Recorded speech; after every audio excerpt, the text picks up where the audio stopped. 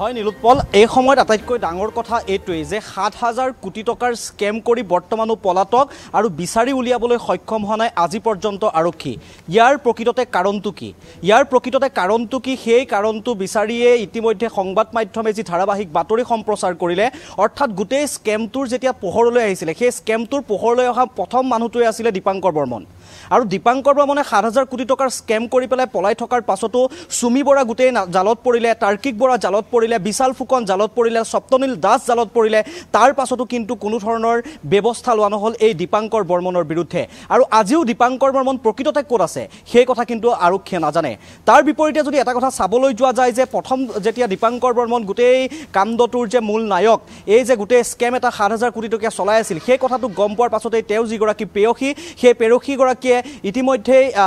আৰক্ষী থানালৈ আহি পেলাই তেওঁ নিজেই গোটেই কথাখিনি কৈছিল। আৰু তাৰ পাছতে এক প্ৰকাৰে এতিয়াও তেখেত আৰক্ষীৰ জিম্মাতে আছে। আৰু দীপাংকৰ বৰ্মন কিন্তু আজিৰ দিনটোত ক'ত আছে কোনেও নাজানে। আৰু তাৰ পাছতে আৰক্ষীয়ে যি সংবাদ মাধ্যমে ধাৰাবাহিক বাতৰি সম্প্ৰচাৰ কৰিলে, তাৰ পাছতে আৰক্ষী আহি পেলাই দীপাংকৰ বৰ্মন থকা এই যিটো ফ্লেট, এই ফ্লেটটোতে ধাৰাবাহিক অভিযান চলালে। আৰু আজিৰ দিনটোত অভিযানৰ অন্তত যিখন হাৰ্লি ডেভিডছন বাইক, সেই হাৰ্লি ডেভিডছন বাইকখন ইতিমধ্যেই লৈ গৈছে আৰক্ষীয়ে, কিন্তু নিব নোৱাৰিলে এই মাৰ্চিডিজ বাহনখন। এইখন যিখন মাৰ্চিডিজ বাহন আছে এতিয়াও এই ফ্লেটটোৰ তলতে এনেদৰে পৰি ৰৈছে। তাৰ মূল কাৰণটো হৈছে এই মাৰ্চিডিজ বেঞ্জৰ বাহনখনৰ চকাকেইটা বা লক বা বিভিন্ন ধৰণৰ কাৰণ দেখুৱালে, যিবোৰ কাৰণৰ ফলত নিব নোৱাৰিলে। আৰক্ষীয়ে গাড়ী নিয়াৰ কাৰণে যিসমূহ গাড়ী কেন ব্যৱহাৰ কৰে, সেই কেনসমূহ কেন লৈ আহিছিলে যদিও গাড়ীখন উঠাই ল'বলৈ সক্ষম নহ'ল। আৰু আপোনালোকক দেখুৱাইছোঁৱেই আগ চকাটো সম্পূৰ্ণৰূপে গাড়ীখনৰ মাৰ্চিডিজ এই ব্ৰেঞ্চখনৰ সম্পূৰ্ণৰূপে পামচাৰ হৈ আছে। আৰু গোটেই এই যিটো ঘটনা, এই গোটেই ঘটনাটোৰ পৰা এটা কথা কিন্তু ক'ব পৰা যায় নীলোৎপল, যে আৰক্ষীয়ে গোটেই এই দীপাংকৰ বৰ্মনৰ ক্ষেত্ৰত তদন্তটো সোপাঢিলা এটা তদন্ত কৰিছে নেকি। সোপাঢিলা তদন্ত কৰিয়ে আজিলৈকে দীপাংকৰ বৰ্মনক যে বিচাৰি উলিয়াব নোৱাৰিলে, দীপাংকৰ বৰ্মন যে ক'ত আছে বা দীপাংকৰ বৰ্মনৰ ক্ষেত্ৰত গোটেই যিটো তদন্ত, সেই তদন্তটো ক'ৰবাত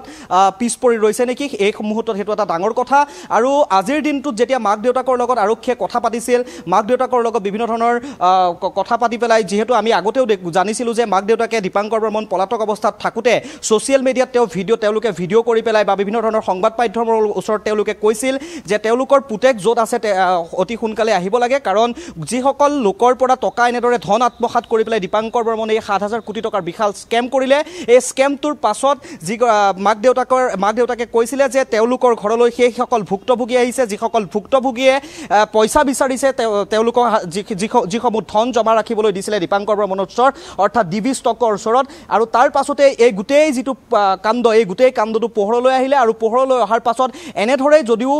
চলাই গৈছে তদন্ত আৰক্ষীয়ে, কিন্তু এটা কথা ক'ব লাগিব, বাকী যিসকল এই গোটেই ট্ৰেডিং জগতখনৰ ক'লা সাম্ৰাজ্যৰ লগত, অৰ্থাৎ যি এটা ডাঙৰ বিশাল স্কেম কৰিলে, মানুহৰ পৰা এনেদৰে 30%, 20%, 40% ধনৰ যি লালসা দেখুৱাই পেলাই মানুহৰ পৰা ধন ল'লে। আৰু সেই ধনখিনি লৈ পেলাই যিদৰে আজিৰ দিনটো দীপাংকৰ বৰ্মন পলাতক, আৰু সেই দীপাংকৰ বৰ্মনৰ কিন্তু কোনো ধৰণৰ সন্ধান লাভ কৰিবলৈ বৰ্তমানলৈকে সক্ষম হোৱা নাই আৰক্ষী। এই মুহূৰ্তত সেইটোৱে এটা ডাঙৰ কথা যে সংবাদ মাধ্যমে বাতৰি সম্প্ৰচাৰ কৰিছে, বাকী সকলো আৰক্ষীৰ জালত পৰিলে, কিন্তু দীপাংকৰ বৰ্মন আজিৰ দিনটোতো কিয় আৰক্ষীৰ জালত পৰা নাই এই সময়ত, কিন্তু সেইটোৱেই ডাঙৰ কথা। আৰু ইতিমধ্যে কৈছোৱে যে এই মাৰ্চিডিজ যিখন বেঞ্চ ইতিমধ্যে হাৰ্লিখন লৈ গৈছে। ইমান দিনে কিন্তু তেওঁলোকে স্বপ্ননীলৰ ক্ষেত্ৰত দেখিছিলোঁ বা বেলেগ যিসকল ট্ৰেডাৰ আছিলে, যিসকল ক'লা সাম্ৰাজ্যখনৰ লগত জড়িত আছিলে, তেওঁলোকৰ গাড়ীসমূহ একেদিনাখনেই জব্দ কৰা হৈছিলে বা দুদিন পিছত হ'লেও জব্দ কৰা হৈছিলে। কিন্তু প্ৰায় 1 মাহ হৈ গ'ল, 1 মাহৰ পাছত আজি হাৰ্লিখন জব্দ কৰিবলৈ সক্ষম হৈছে আৰক্ষী। আৰু এতিয়াও দেখুৱাইছোঁ যে মাৰ্চিডিজ বাহনখন এনেদৰে কিন্তু ফ্লেটৰ তলত পৰি ৰৈছে। বৰ্তমানলৈকে কিন্তু তেনেকুৱা ধৰণৰ কোনো উপায় উলিয়াব পৰা নাই আৰক্ষীয়ে কি ধৰণে এই মাৰ্চিডিজ বেঞ্চখন নিয়ে। আৰু আজি হয়তো নিশাও এইখন বাহন, এই বিলাসী বাহনখন জব্দ কৰিব পাৰে, নতুবা অহা কালিলেও এই বাহনখন জব্দ কৰিব পাৰে। এটা কথা কিন্তু তাৰ পাছতহে গম পোৱা যাব যে কিমান দূৰ তদন্ত আগবঢ়াই নিব পাৰে দীপাংকৰ বৰ্মনৰ ক্ষেত্ৰত, দীপাংকৰ বৰ্মনৰ কিমান ক্লু উলিয়াব পাৰে, কিমান এভিডেঞ্চ উলিয়াব পাৰে, যিসমূহৰ জৰিয়তে ইতিমধ্যে সকলোৱে এটা কথা নিশ্চিত হৈ পৰিছে যে দীপাংকৰ বৰ্মনে কিমান এখন ডাঙৰ এটা জাল পেলাইছিলে, কিমান এখন ডাঙৰ নেক্সাছ পেলাইছিলে। আৰু আজিৰ দিনটোত দীপাংকৰ বৰ্মন চুবুৰীয়া কোনো ৰাজ্যতে আছেনে, বহিৰাষ্ট্ৰতে আছে, সেই কথা কিন্তু বৰ্তমানলৈকে নাজানে আৰক্ষীয়ে। আৰু চৰকাৰেও ইতিমধ্যে দেখিবলৈ পোৱা গৈছে যে মুখ্যমন্ত্ৰীগৰাকীয়ে গোটেই বিষয়টোৰ ওপৰত যিমান তৎপৰতা তেখেতে দেখুৱাইছে, গতিকে এই তৎপৰতাটোৰ পিছত আৰক্ষীয়ে যদি দীপাংকৰ বৰ্মনক বিচাৰ উলিয়াব নোৱাৰে আৰু দীপাংকৰ বৰ্মন যদি এনেদৰেই পলাই থাকে, তেতিয়াহ'লে কিন্তু আৰক্ষী যে সম্পূৰ্ণৰূপে বিফল হ'ব, গৃহ বিভাগ যে সম্পূৰ্ণৰূপে বিফল হ'ব, এই কথাটো কিন্তু এই মুহূৰ্তত নিশ্চিত নীলোৎপল। হয় ND24 বাতৰি সম্প্ৰচাৰ কৰাৰ পাছতহে আৰক্ষী গৈ তাত উপস্থিত হৈছিল ইমান দিনে আৰক্ষী চকু দীপাংকৰ বৰ্মনৰ মাৰ্চিডিজ আৰু হাৰ্লি ডেভিডসন কিয় চকুত পৰা নাছিল হয় হেতুৱে আজিৰ দিনটোত আটাইতকৈ ডাঙৰ কথা কিয় চকুত পৰা নাছিল আৰু ND24 সংবাদ মাধ্যমেহে যে গোটেই বিষয়টো ইমান ধুনীয়াকৈ চালিজাৰি চাই ৰাইজৰ আগত উপস্থাপন কৰিছে ৰাইজৰ এটা ডাঙৰ সমস্যা হৈছে এই গোটেই কাৰবাৰটোৰ কাৰণে এক প্ৰকাৰে ক'বলৈ গ'লে একেটা সময়তে ট্ৰেডিং জগতখন কোলা কৰি পেলাব বিচাৰিছে বা বেয়া কৰি পেলাব বিচাৰিছে তাৰ বিপৰীতে এইসকলে লুণ্ঠন চলাইছে আৰু ইমান ডাঙৰ এটা লুণ্ঠন তাৰ পাছতো কিন্তু কোনো ধৰণৰ আৰক্ষীয়ে ইমান দিন এক মাহ হৈ গ'ল বাৰম্বাৰ কৈছোঁ যে এক মাহ হৈ গ'ল আৰু ৭,০০০ কোটি টকীয়া এটা স্কেম কৰি অসমৰ পৰা ক'ত পলাই আছে দীপাংকৰ বৰ্মন এই মুহূৰ্তত আৰক্ষীয়ে নাজানে এই মুহূৰ্তত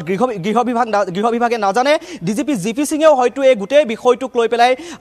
দীপাংকৰ বৰ্মনৰ এই গোটেই বিষয়টোক লৈ পেলাই কি ধৰণে তেওঁ তদন্তটো আগবঢ়াইছে বা গোটেই বস্তুটো কি ধৰণে চালিজাৰি চাইছে এই মুহূৰ্তত কিন্তু ৰাইজেও সেই একেটাই অভিযোগ কৰিছে ৰাইজেও সেই একেটাই প্ৰশ্ন কৰিছে যে প্ৰকৃতাৰ্থত দীপাংকৰ বৰ্মন কেনেদৰে পলাই থাকিব পাৰে দীপাংকৰ বৰ্মন যে পলালে সেই পলোৱাৰ আঁৰত কোনোবা হয়তো জড়িত হৈ আছে নেকি কিয়নো কৈছিলোৱে যে উচ্চস্তৰীয় বহুতো বিষয় এনেকুৱা আছে বা বিভিন্ন ধৰণে ক'লা ধন বগা কৰিবৰ কাৰণেও এই ধৰণৰ যিসকল প্ৰবঞ্চক এই প্ৰবঞ্চকসকলৰ ওচৰৰ কাষ চাপিছিল আৰু তাৰ পাছতে দেখিবলৈ পোৱা গৈছিল যে বিশাল ফুকনৰ ওপৰত যি ধৰণে ধাৰাবাহিক বাতৰি সম্প্ৰচাৰ হ'ল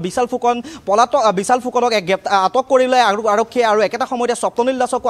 আটক কৰিলে আৰক্ষীয়ে তাৰ পাছত চুমি বৰা আৰু তাৰ্কিক বৰা যদিও পলাতক অৱস্থাত আছিলে যোৱাকালি চুমি বৰা আৰু তাৰ্কিক বৰাকো আটক কৰিবলৈ সক্ষম হ'ল আৰক্ষী আৰু তাৰ পাছতো কিন্তু এই দীপাংকৰ বৰ্মন যি প্ৰথম এই গোটেই স্কেমটোৰ লগত এই পঞ্জী স্কেমটোৰ লগত যে দীপাংকৰ বৰ্মন প্ৰথমৰ পৰাই জড়িত আছে সেই কথাটো স্পষ্ট আছিল আৰু সেই কথাটো প্ৰথমৰ পৰাই দীপাংকৰ বৰ্মনৰ পাছতে এই গোটেই নেক্সাছটো ৰাইজে বুজি পোৱা হৈছিল আৰু তাৰ পাছতো কিন্তু দীপাংকৰ বৰ্মনক আজিলৈকে কিন্তু বিচাৰি উলিয়াবলৈ সক্ষম নহ'ল আৰক্ষী আৰু এটা কথা কৈছোঁ যে বাৰম্বাৰ কৈছোঁ যে এই দুখন গাড়ী সকলোৰে ক্ষেত্ৰত যিসকলে ক'লাধন এনেকুৱা প্ৰবঞ্চকৰ ক্ষেত্ৰত যি ধৰণে বেলেগ বিশাল ফুকনৰ কথাই কওক যিসকলৰ ক্ষেত্ৰত আৰক্ষী বহুত তৎপৰ হ'ল অৰ্থাৎ তেওঁলোকৰ গাড়ীসমূহ যিদৰে জব্দ কৰিলে ভাল কথা আছিল কিন্তু দীপাংকৰ বৰ্মনৰ লগত তেনেকুৱা কিয় একো কৰা নাছিল দীপাংকৰ বৰ্মনৰ গাড়ী দুখন আজি পৰ্যন্ত কিয় এই ফ্লেটটোৰ তলতে থাকিবলৈ পালে এই সকলোবোৰ কিন্তু ৰাইজৰ প্ৰশ্ন আৰু ৰাইজে সেইকাৰণে এটা কথা ক'বলৈ বিচাৰিছে যে কেতিয়ালৈ জব্দ কৰিব এই মাৰ্চিডিজ বেঞ্চখন আৰক্ষীয়ে উঠাই নিব পাৰিবনে নোৱাৰে আৰু প্ৰকৃতাৰ্থত দীপাংকৰ বৰ্মনক কেতিয়া বিচাৰি উলিয়াব পাৰিব আৰক্ষীয়ে এই কথাটোৱে কিন্তু এই মুহূৰ্তত আটাইতকৈ গুৰুত্বপূৰ্ণ হয় ধন্যবাদ জ্ঞাপন কৰিছোঁ সম্পৰ্ক আপোনাক সবিশেষ তথ্যখিনি জনোৱাৰ বাবে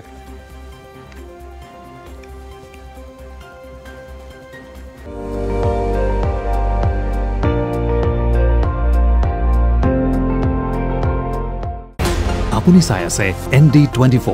সৰ্বশ্ৰেষ্ঠ নহয় সৰ্বোত্তমৰ দৌৰ